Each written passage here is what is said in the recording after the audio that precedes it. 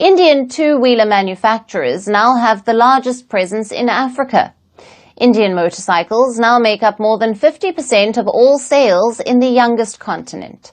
हाँ, इंडिया का रोल भी माइनस नहीं किया जा सकता। मैंने बहुत पुराना पढ़ रहा हूँ कि जो इंडियंस हैं वो बिलियंस ऑफ डॉलर्स की इन्वेस्टमेंट्स कर रहे हैं। मैं उस पर बाद पे आता हूँ, लेकिन ये एक बड़ा इंटरेस्टिंग है कि इंडिया आज से नहीं, अफ्रीका में, इंडिया बहुत पहले से अफ्रीका में है। बायलैटरल ताल्लुकात जो है वो अफ्रीका के साथ देख रहे हैं। आज भी हम जब देखते हैं, कंपैरिजन करते हैं, तो बहुत ज्यादा डिफरेंस नजर आता है इंडिया की बाइक्स में और पाकिस्तान की बाइक्स में। वो अगर डेवलप कर गए हैं, उनकी क्या वजह है? वो मैन्युफैक्चरिंग खुद ही करते हैं। एक्सपोर्ट्स हमने बढ़ाई नहीं, आईटी के एक्सपोर्ट्स की तरफ हमारा एज सच कोई ध्यान नहीं है। हम 1-1, 2-2, 3-3 बिलियन के लिए पैसे मांग रहे हैं और इंडिया $1000 बिलियन की एक्सपोर्ट की तरफ जा रहा है।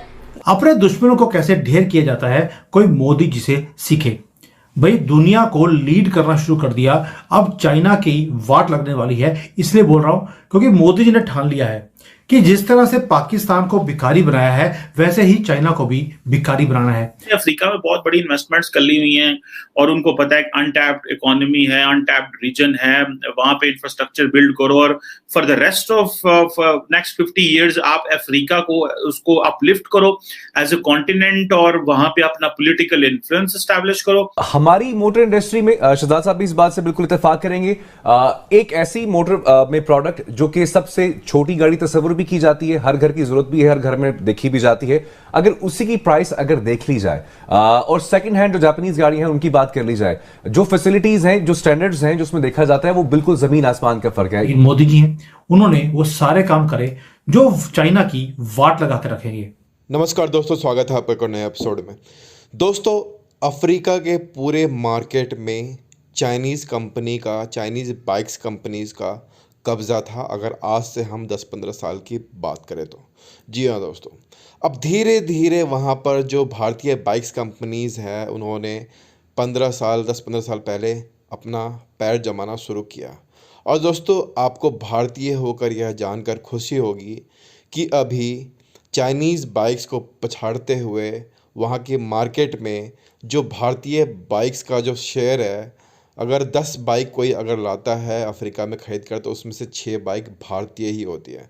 जी हाँ दोस्तों, और ये दबदबा अभी कायम है और जो भारतीय बाइक्स का जो क्रेज़ है अफ्रीकन लोगों के बीच, वो और ज़्यादा बढ़ता जा रहा है। और इसी पर जो पाकिस्तानी मीडिया का रिएक्शन है ना, वो आपके लिए लेकर आया हूँ। विदाउट वेस्टिंग टाइम चलिए वीडियो शुरू करते हैं। हो सके तो चैनल को सब्सक्राइब कर वीडियो को लाइक कर दीजिएगा। जय हिंद, जय भारत। बात यह है कि मैं एक मिसाल आपको ये देता हूँ कि इंडिया में भी ये गाड़ियाँ बनती हैं, टोयोटा भी बनती है, होंडा भी बनती है। आप देखें वहाँ पर उन्होंने टेक्नोलॉजी को ट्रांसफ़र किया। मैं सिर्फ आपको प्राइसेस शेयर करता हूँ आपके साथ, ताकि ये आपको स्क्रीन पर भी नज़र आती है।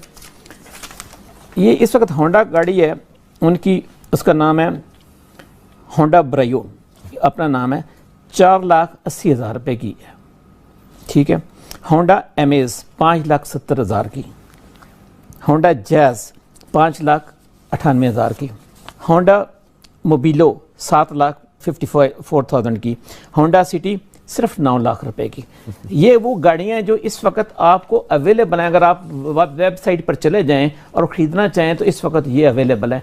अब इनकी प्राइसेस हमारी सुजुकी से भी कम है और क्वालिटी भी उतनी स्टैंडर्ड नहीं है जो हमें मिल रही है। नहीं, वो क्वालिटी इसलिए कि उन्होंने टेक्नोलॉजी को ट्रांसफर किया ना। यहाँ पर तो असेंबली हम बना रहे हैं। ये मैं शफकत साहब, इसमें मैं थोड़ा सा इंटरप्ट करना चाहूँगा। जी। हमें सुजुकी मेहरान पिछले 20 साल से दी जा रही है और पेपरों में वो हर साल मॉडल बदल देते हैं, लेकिन चीज़ वही दी जा रही है। कभी उसकी स्टेयरिंग चेंज कर देते हैं, कभी उसकी लाइट चेंज कर देते हैं। आपकी इतला के लिए मैं अर्ज़ करूँ कि जो इंडिया की आपने बात की, वहाँ 800 सीसी की जो अल्टो है ना, वो 2,50,000 रुपये की है और 1000 सीसी की जो अल्टो है वो 3,20,000 रुपये की है। और अगर इसका अगर हम पाकिस्तान की गाड़ियों के हिसाब से जो लोकल हमारी असेंबल्ड गाड़ियां हैं, एक तो वो आप ये समझ लें कि वो हमें जो इंडिया में मिल रही है वो 2017 मॉडल मिल रहा है और ये वो गाड़ी है जो जापान ने 1987, 86, 87 में डिसकंटिन्यू कर दी है। आज तक हमें वो जो है वो मॉडल चेंज कर करके जो है वो गाड़ी दी जा रही है। लोगों से जो पैसा लिया जा रहा है वो 2017 मॉडल का लिया जा रहा है, लेकिन जो लोगों को गाड़ी दी जा रही है वो 1986-87 में जो डिसकंटिन्यू हो चुकी है वो गाड़ी दी जा रही है। अपने दुश्मनों को कैसे ढेर किया जाता है, कोई मोदी जी से सीखे। भाई दुनिया को लीड करना शुरू कर दिया, अब चाइना की वाट लगने वाली है। इसलिए बोल रहा हूं क्योंकि मोदी जी ने ठान लिया है कि जिस तरह से पाकिस्तान को भिखारी बनाया है वैसे ही चाइना को भी भिखारी बनाना है। अब कई बुद्धिजीवी आएंगे, उन्होंने बोलना शुरू कर देना है कि भाई चाइना तो हमसे 10-20 साल आगे है, 30 साल आगे है, हम चाइना का मुकाबला नहीं कर सकते। भाई मुकाबला नहीं कर सकते, शुरुआत तो कहीं तक करनी पड़ेगी। ये तो लेकिन मोदी जी हैं, उन्होंने वो सारे काम करे जो चाइना की वाट लगा के रखेंगे। अभी हमने जब ये सारे केस करे चाइना के ऊपर तो 28 कंट्रीज और हैं जिन्होंने चाइना के साथ ट्रेड को बैन करना शुरू कर दिया।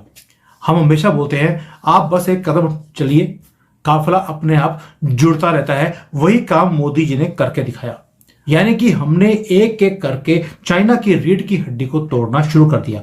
अब इसके इम्प्लीकेशंस क्या हैं, इसमें हमारी जो इंडस्ट्री है उसको फायदा क्या है, आत्मनिर्भर भारत और मेक इन इंडिया में हमें फायदा कैसे मिलेगा, इसके इम्प्लीकेशंस मल्टीपल हैं।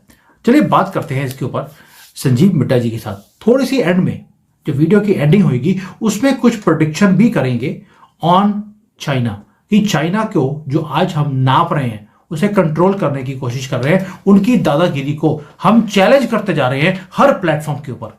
इसका होगा क्या, इसका अंत में जाकर रिजल्ट क्या आएगा और एंड में जीतेगा कौन। अब आप बोलेंगे ये तो मैच ही फिक्स है भाई, जब आप भारतीय हैं आप भारत की तारीफ ही करेंगे। भाई ऐसा नहीं है, एस्ट्रोलॉजी जो है वो नंबर्स पे चलती है, उनके जो डाटाज होते हैं उनके ऊपर चलती है। हमारी मोटर इंडस्ट्री में शहजाद साहब भी इस बात से बिल्कुल इत्तेफाक करेंगे।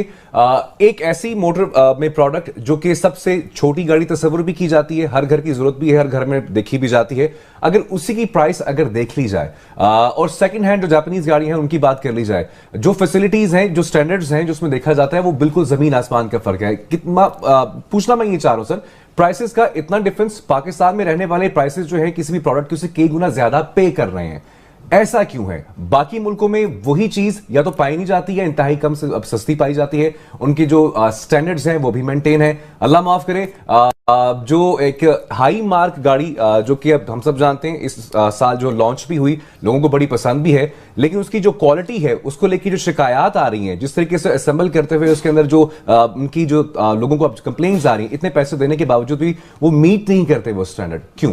क्या सादगी, वो क्या शेर है कि मीर की सादगी, तो कैसे सादगी से आपने ये सवाल पूछा। बात यह है कि अगर आप तकरीबन लगातार तवातर से देखेंगे, जो भी गवर्नमेंट आती है ना वो सबसे पहले ये कहती है कि हमने यूज्ड गाड़ियों की इंपोर्ट की इजाज़त दे देनी है, यानी पहले जो पता वो फेंका जाता है। ये भी आता है मिनिस्ट्री ऑफ प्रोडक्शन से भी आ जाता है और मिनिस्ट्री ऑफ कॉमर्स से भी आ जाता है, लेकिन ऐसा ऐसा बातचीत चलते चलते सारे राज़ी हो जाते हैं, जैसे जैसे रिवाज है इसी तरीके से